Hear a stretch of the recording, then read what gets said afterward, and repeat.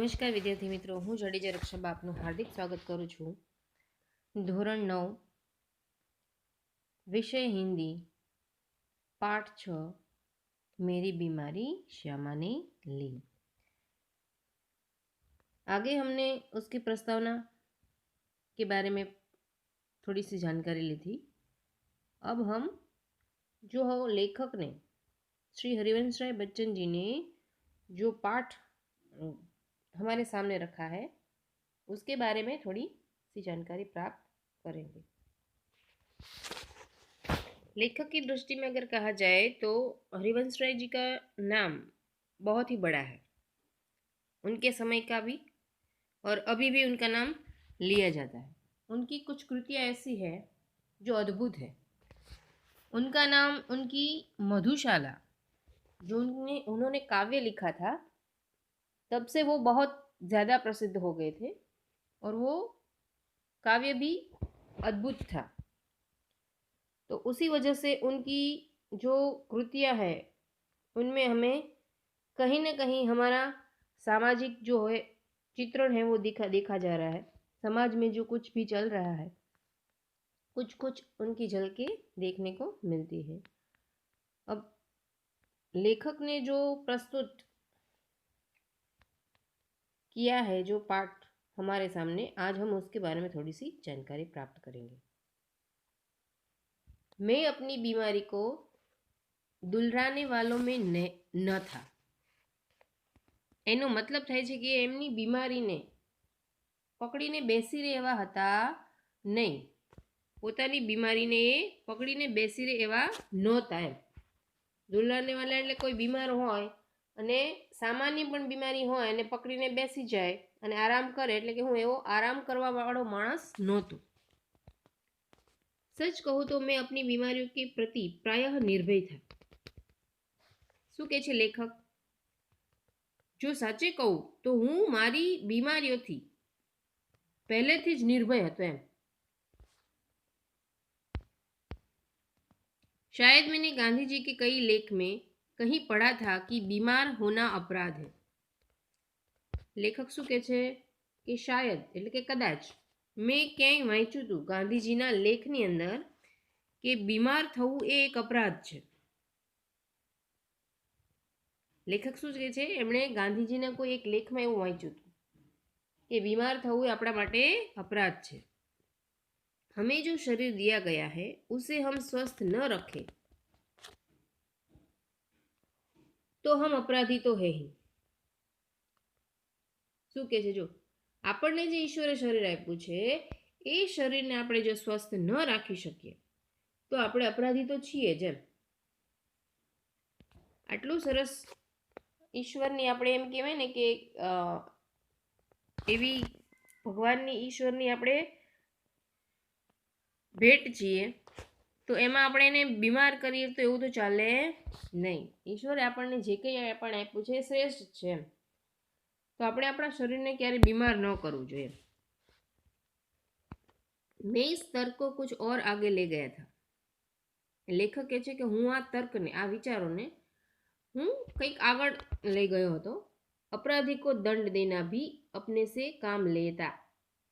શું કહે છે? જો अपराधी को दंड देना चाहिए. હવે લેખક એને આગળ લેવલે લઈ જાય છે. શું કહે છે?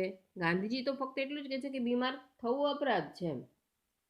પણ લેખક શું કહે છે કે આપણે અપરાધી છીએ તો આપણે દંડ પણ ભોગવવો જોઈએ, એટલે કે બીમાર ન થવું જોઈએ.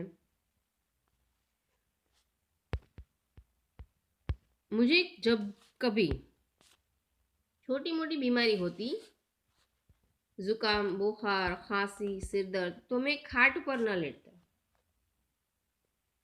લેખક શું કહે છે કે મને ક્યારેય પણ કોઈ નાની નાની બીમારીઓ થતી, जुकाम એટલે કે શરદી, બુખાર એટલે તાવ, ખાંસી એટલે ઉધરસ, સિરદર્દ એટલે કે માથાનો દુખાવો, તો હું ક્યારેય ખાટ ઉપર સૂઈ જતો નહોતો, એટલે કે પલંગ ઉપર સૂઈ જતો નહોતો. और भी अपने से काम लेता. બીમારીમાં એ વધારે કામ કરતા. સ્વસ્થ હોય ત્યારે જેટલું કામ કરતા એ તો અલગ, પણ બીમારી જ્યારે એમનામાં આવતી ત્યારે એથી ડબલ કામ કરતા એમ. मुझे भरे भुट बुखार में अपनी रात की ट्यूशनों पर जाने की याद है. ભરે ભૂટ એટલે ફૂલ તાવ હોય એવા તાવની અંદર, શરીર કાપતું એવા તાવની અંદર પણ એ રાત્રે ટ્યુશન લેતા હતા, એ એમને યાદ છે એમ કે છે. बुखार की गर्मी और तेजी में तो मैं और जोश से पढ़ा था. मजदूरी करके रोटी कमाने वाले को बीमार पड़ने का क्या अधिकार है.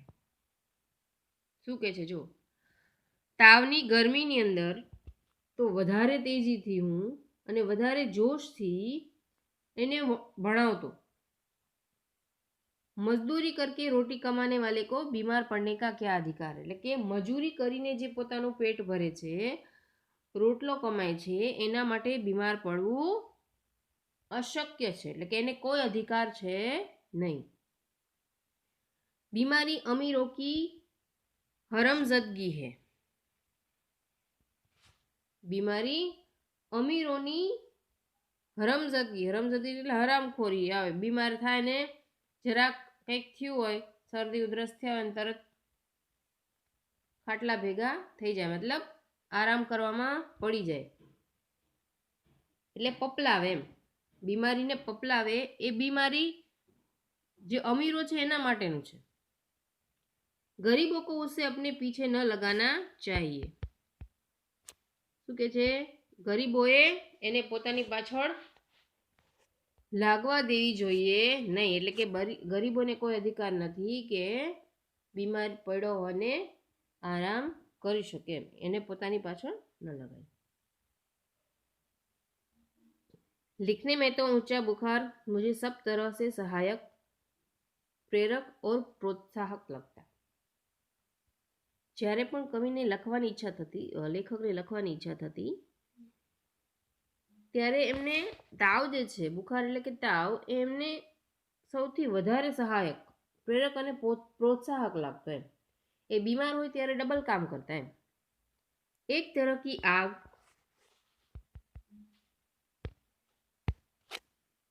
શું કે છે, એક तरह की आग जिससे मेरी अनुभूतियों में ताप आता. એક તરફનો જોશ હતો એમનામાં એમ, બીમાર પડે ત્યારે વધારે કામ કરતા.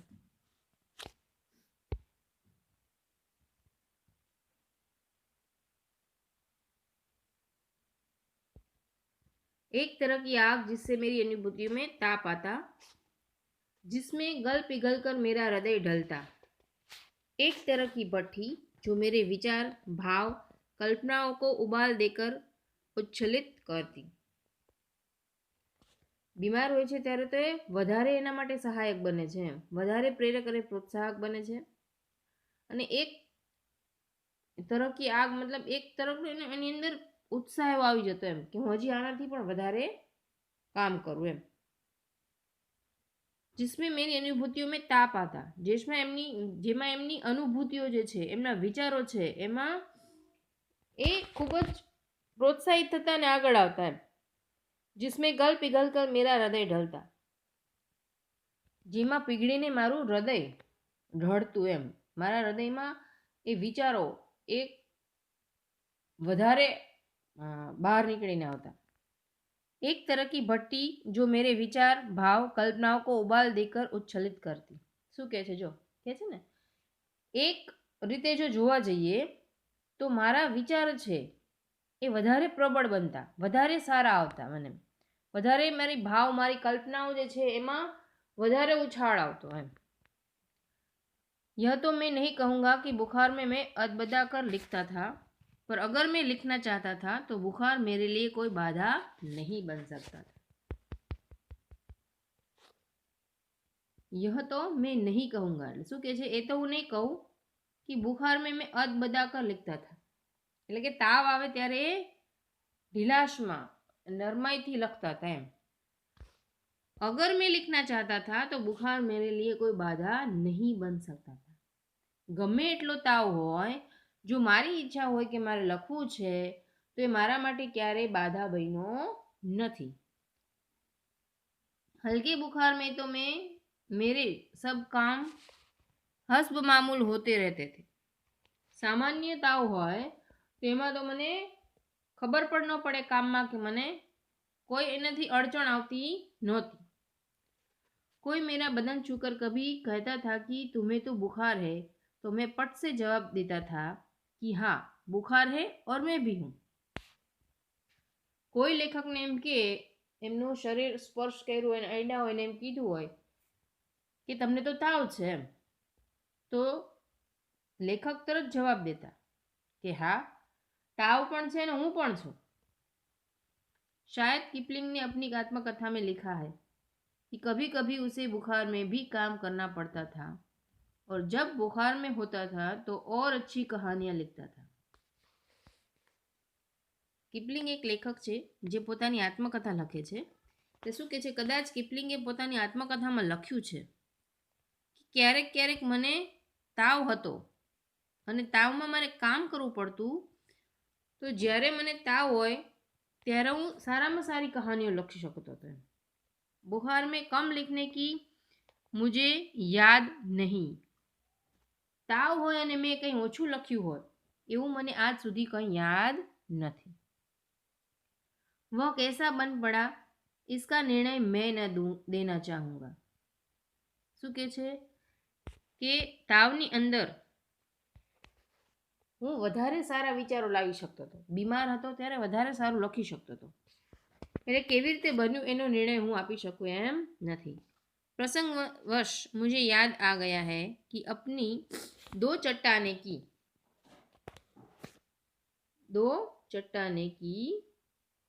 प्रसंगवश लेखकने याद છે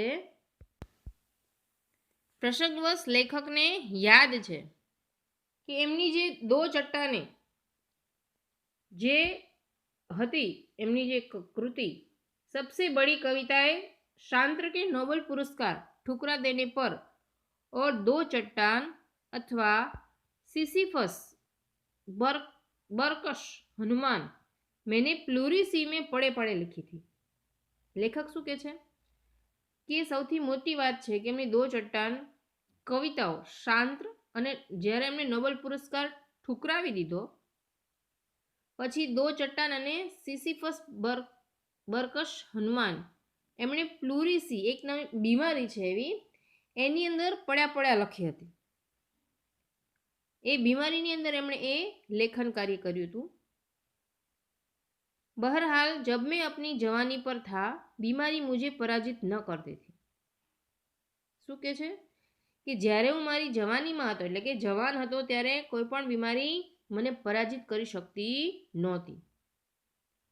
मैं ही अपनी जिद से बीमारी को पराजित कर देता था.